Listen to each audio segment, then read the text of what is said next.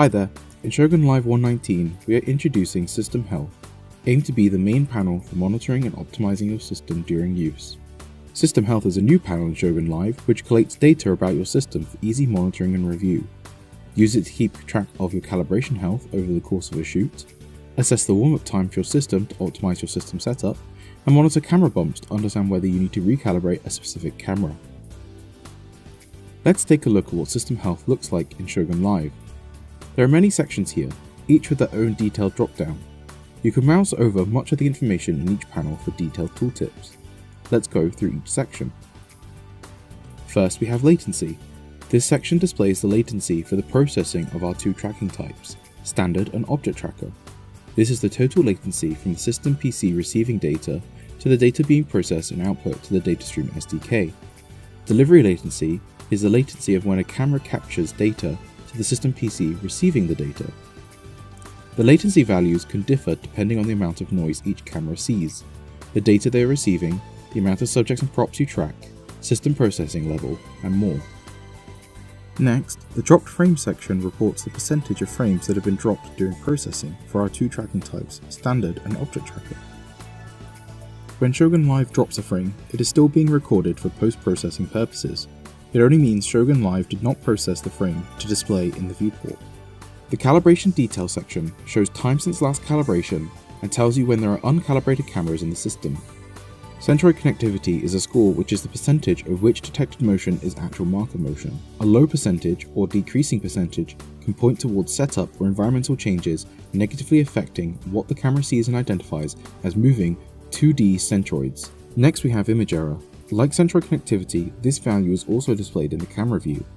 Image error is a value expressed in pixels which calculates the difference between 2D centroids and their expected location in the image.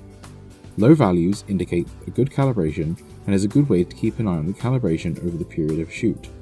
If this value increases a lot, there may be changes in the system or environment that require a recalibration.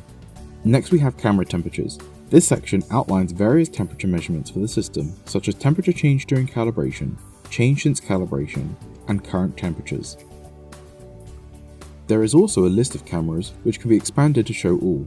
Use this to monitor individual cameras as and when needed. And lastly, the Camera Accelerometers section shows how much cameras have been bumped and the amount of active bump notifications. So how might System Health be useful to you? Camera temperature details can be used to monitor system warm-up behavior, which can help you plan and optimize shoot days better. The more easily accessible information and detailed metrics allow for an easier understanding of how various Vicon camera models temperature changes during warm-up, and ensure that you calibrate the start of a shoot at the correct time.